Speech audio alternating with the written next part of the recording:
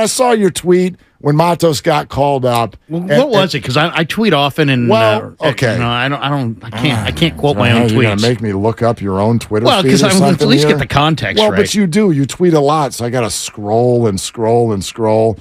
It was the one where you said something about like Matos is getting called up, and you're like, well, so much for the tired argument about Matos coming up and not having a space to play every single day. Right, because that's what one of the Giants announcers went on the radio and was like, well, you're just going to call him up and sit him on the bench. Well, what were you going to do? Play him. Over who? Anybody. Not anybody. Your outfield is not stellar. Your personnel in the outfield is not overwhelming. It's not? Not to block Luis Matos from ABs when your entire season should be about development. That's what this season should be about. It should be about development. Say that slower.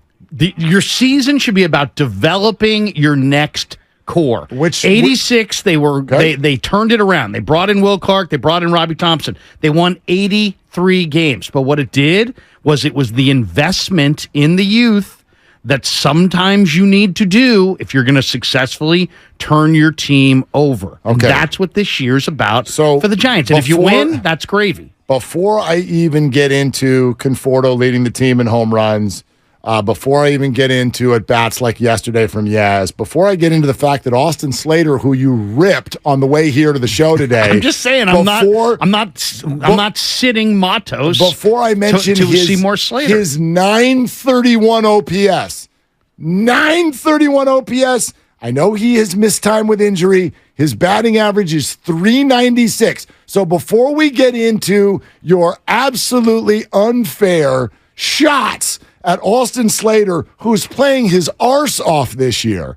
Before we get into that, here's the big Savannah banana. Here's the banger. You're talking about a guy who's never hit 15 home runs and never stole 20 bases. All of this happening in the midst of a great winning streak by the Giants.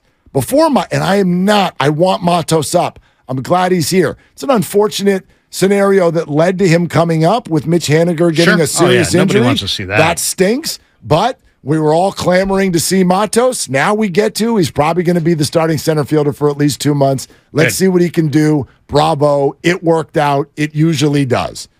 But it goes further than that. You actually stated if this year's about development, what does that mean for you, Larry Krueger, at the trade deadline this year? I think you stay the course with the development. I mean, you know, look what they've done. They've missed out on opportunities to accelerate their rebuild. They got to the deadline a couple of years ago with Madison Bumgarner, and Farhan decided, we could trade him, but let's try to send the message to the fans that we're trying to compete. And they kept him, and then they let him walk at the end of the year and just took a draft pick back. I'd rather trade that player and get a guy at AA who just ripped, or who's a top-tier prospect, and accelerate my rebuild. But you know what? It was Bumgarner. He was a World Series hero. There's part of it I understood. Last year, Carlos Rodon, middle of the summer. You know, you signed Rodon with the idea that maybe you could trade him. But the big question was, well, he's been hurt his whole career. You know what? Odds are he's not going to be healthy at the deadline. But they instead got to the deadline and he was healthy, and the Yankees came calling and other teams came calling, and the Giants said, thanks, but no thanks.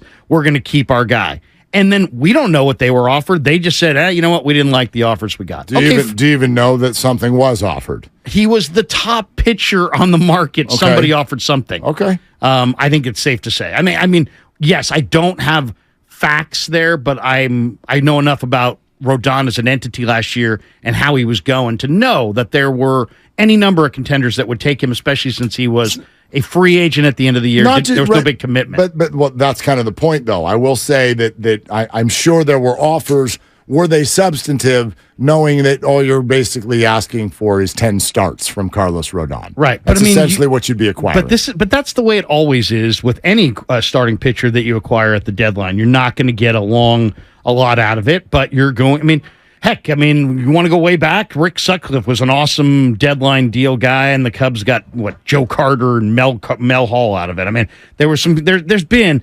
Bagwell for Larry Anderson. There's been a lot of trades where your team moves a player and gets significant compensation back. But you decided not to pivot off Rodon. All I'm saying is this year, you got Alex Cobb. And Alex Cobb is a 500 pitcher. He's a 500 pitcher throughout much of his career. He's had lots of different injuries and bumps in the road. He's had ups, he's had downs.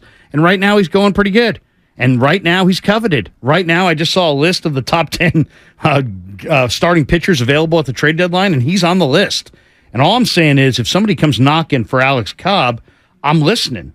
I'm absolutely listening, and I'm considering making that move, despite the fact that, Alex Cobb could help you win games this year. Right, because Alex, you know who would want Alex Cobb for the second half of the season is a contender, right? Right? Anybody would want him. Anybody would want him. A contender. No? Yes. A contender would want him. Right.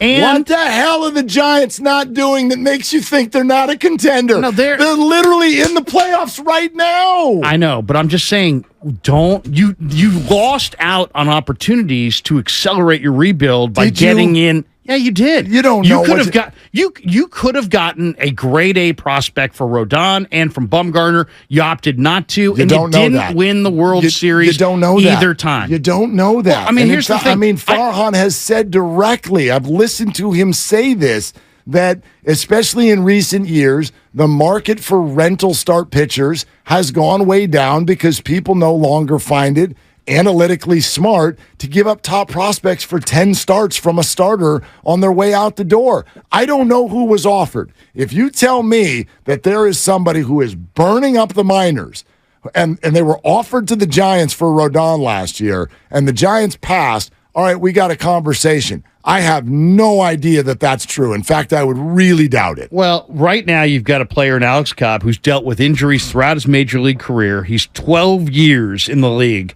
He's never started 30 games in a season, even one time in 12 years in the league. So odds are he's probably going to have a second half injury. So, yeah, absolutely. I'm selling high on Alex Cobb, and I would be selling high. And it's not like you don't have other guys. You have Kyle Harrison. You got Carson Whisenhunt. And Whisenhunt's coming off of not a great start in Double-A. But if the next couple weeks those guys start to bubble up and show the kind of momentum towards the big leagues that you think is possible, and you got them sitting there, yes, I'm absolutely moving Alex Wood, DeSclafani, Cobb, anybody that could bring me a big-time prospect coming back that would accelerate my rebuild. Crazy, why? Because this year, I don't think the Giants are a World Series winning team this year. I think the Giants are a nice little story. And to me, I would rather see them add one more big-time player and get a team that could win championships as opposed to, once again, selling out for the present and then, ducking out in the first round of the playoffs. I had Ned Colletti on the other day on the show, and he said, hey, you know what? The one thing I absolutely would not do is I wouldn't trade anybody who has any future with the team prospect-wise at the deadline. They probably won't. And I would. That's fine. I would definitely prioritize the rebuild and potentially what I could, the momentum I could get in the rebuild over the present. Do you know what's crazy, though? You just used the phrase odds are. And odds are that every single team in the majors will not win the World Series. I'm looking at Fangraphs right now. The highest odds are, belong to the Atlanta Braves to win the whole thing, 18.6%. Less than a 1 in 5 shot. If we're just going to play odds are, well, then why even try to win? Because odds are never with you that you're going to win the World Series. If there's one fan base in America that doesn't need to be told that you might win it all even when you don't have the best team on paper, it's the fan base of the San Francisco Giants. They've never in June, since 1993, looked like the team that was going to win the whole thing. Yet they have 3 rings and a ton of trips to the playoffs, and even trips to the playoffs that don't end in the World Series, to me, are absolutely worth something, worthwhile, worth fan attendance, worth all of these things. Like, could this turn a certain way in the next month to where I agree with you? Sure. We are absolutely unequivocally not there right now, They're 4 games over 500 and in the playoffs right now. Why would you not? Why would you give that up? Why? That's Because wild to me. Because you're leaning on starting pitching that I think if you look at their history, there's reason to believe that Alex Cobb's not going to have a great second half.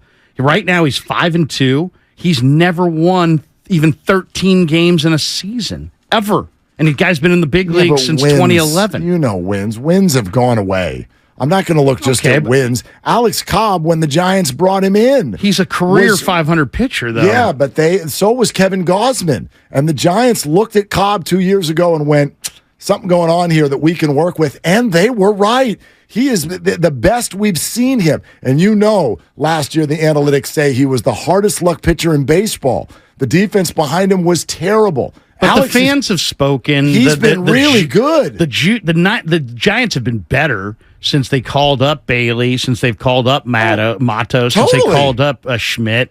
And also, not only they've been better, they've been a lot more fun to watch. I would bet their ratings on radio and TV have gone up. The attendance has gone up. The fans want to have a team. The Giants fan is a lot more sophisticated than you give them credit for. It's not all about we gotta lose in the first round of the playoffs. They've won 3 championships. I'm not saying that at all. In fact, I am. But you're hell bent to get to the playoffs this year. No, I don't think you can get there without adding. And I don't want to trade prospects. They can trade a lower prospect. They got Chris Bryant for their 12th prospect a couple years ago, and no one cares that player is gone. Their farm system is fine. There's a deal to be made here, and it has nothing to do with these prospects who have come up going down. They absolutely can be here. In other words, you can do both. You can develop and win at the same time.